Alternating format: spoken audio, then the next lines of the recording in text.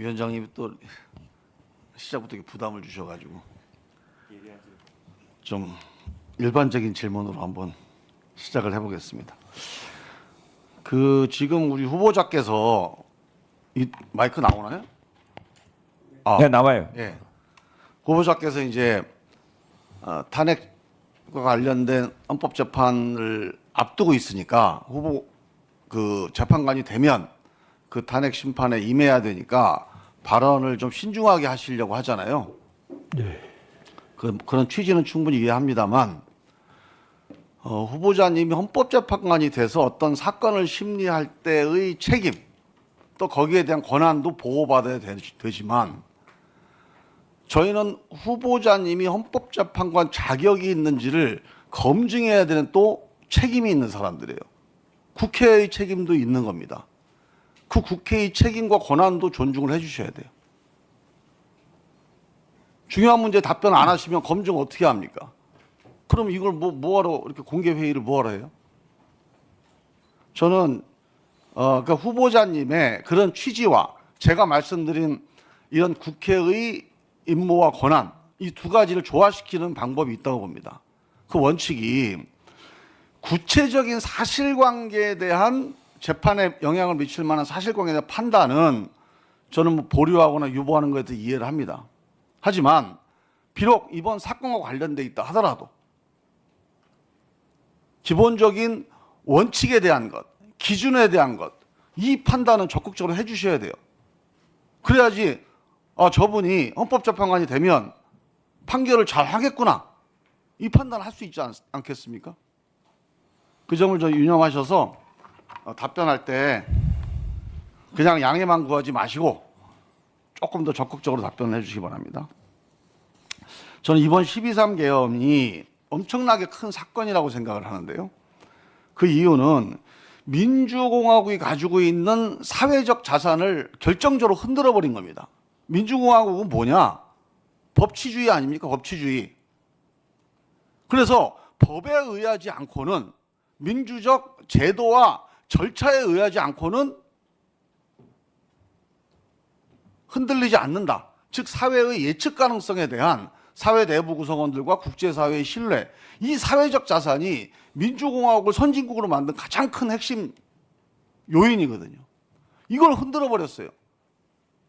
우리 국민들이 40여 년 만에 이런 일이 있을 수 있다는 걸 경험을 했어요. 이런 일상이 파괴되고 우리의 생명, 신체가 위협받을 수 있다. 엄청난 트라우마고 사건입니다. 대외적으로도 보통 우리 정치학 교과서가 있는데 정치학 교과서를 다시 써야 됩니다. 보통 1인당 국민소득이 2만 불 이상이다. 그러면 헌정 시스템에 의하지 않고 어떤 돌발적인 군사정변에 의해서 민주적 시스템이 침해받지 않는다. 이런 나름대로 규범이 있습니다. 이론적인 합의가 있어요. 평화적 정권 교체가 복수로 2번, 3번 이상 되면 그 나라는 쿠데타나 그런 비헌법적인 방식의 정치 교체는 없다. 뭐 이런 식의 정치적 합의가 있습니다. 이게 다 무너져 버렸어요. 그래서 아마 정치학 교과서 수정해야 될 것 같아요. 지금 세계 12의 선진국에서 이런 일이 벌어질 수 있다는 것은 예상할 수 없는 일이고 그 점에서 지금 이 사태를 우리가 어떻게 수습하느냐, 어떻게 빨리 정리하느냐가 대한민국 민주공화국의 사회적 자산을 결정적으로 좀 좌우할 거다. 매우 중대한 문제다. 그런 점을 함께 좀 공유를 했으면 좋겠습니다. 일단 지금 뭐 여러 가지 쟁점들이 있는데요. 12.3 비상계엄이 위헌 위법이냐 하는 문제에 대해서는 크게 이제 실체적으로 전시사변이나 국가 비상사태에 해당되냐 안 되냐 뭐 이거에 대한 사실 판단이 있겠고요. 근데 저는 이제 이게 핵심이 포고령 제1호라고 봅니다. 국회 활동을 금지했잖아요. 헌법기관을 무력화했어요.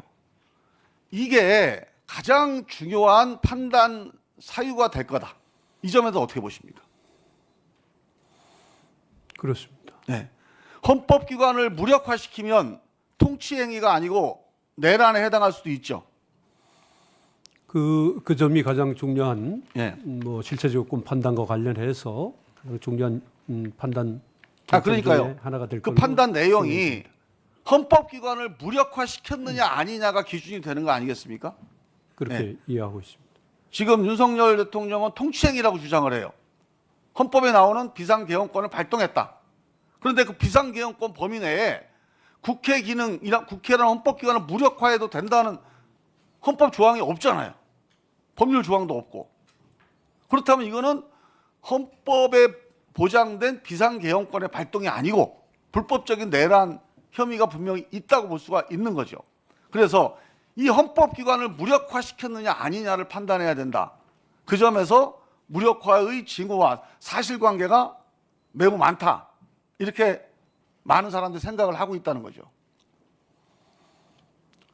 그다음에 뭐 절차에 대한 거는 앞으로 이제 헌법재판 하시면서 잘 판단을 해 보실 거니까 한번 보시고요. 그다음에 내란죄냐 아니냐는 거를 판단할 때 80년 그 전두환 그 비상계엄 때 보면 이게 97년 대법원 판례입니다. 국헌문란 목적으로 비상계엄이 이용되는 경우, 그러니까 그 비상계엄을 통해서 뭐 폭동이 규모가 얼마나 됐냐, 사람이 얼마나 사상을 했느냐 하는 문제는 좀 다른 문제고, 일단 국헌문란 목적의 수단으로 이용되는 경우에는 내란에 해당한다. 이게 대법원 판례입니다. 그렇게 알고 있습니다. 맞습니까? 예. 그렇다면 이번 경우에도 국헌문란의 목적이 있었다면 이게 폭동의 범위나 규모 네, 1분 더 드리겠습니다. 또 사상의 정도와 관계없이 내란에 대한 판단을 구해볼 수 있지 않을까? 저는 그렇게 보는데 어떻게 보세요? 중요한 판단 쟁점이 될 걸로 생각을 하고 예. 있습니다. 그런데 국헌문란의 목적은 어떻게 판단합니까? 핵심 기준이 뭐예요? 우리 우리 헌법이 어떤 기준으로 하고 있는 원리들이 있습니다. 국민주권주의라든가 또 아니 이번 사건 관련해서 예, 제가 한번 말씀드리게 동의하시는지 보세요. 예, 국헌문란의 목적이라는 게 뭐 지금 말씀드린 뭐 국민주권주의라든가 법치주의라든가 뭐 복지국가 원리 다 있지만 핵심적으로 중요한 게 헌법기관을 무력화시키면 국헌문란 목적이 있는 거 아니에요? 그렇게 대통령 권력을 뺏는 거 후트타 이거 국헌문란 목적이 있는 거죠. 형법 91조에 입법권이 있는 국회 권한을 침해하거나 무력화시키는 거 이거 국헌문란 목적이 있다고 봐야죠. 국헌문란에 관해서 형법 91조에서 규정을 두고 있습니다. 그런 취지인 걸로 알고 있습니다. 이번 계엄이 국회 기능을 무력화시키려고 했느냐 이게 가장 핵심적인 쟁점이라는 거예요. 중요한 쟁점이 될 걸로 보입니다. 이거에 대해서 잘 판단을 해주시기 바라고요. 알겠습니다. 관련된 사실관계가 많이 있습니다. 알겠습니다. 네. 네, 수고하셨습니다. 다음은 역시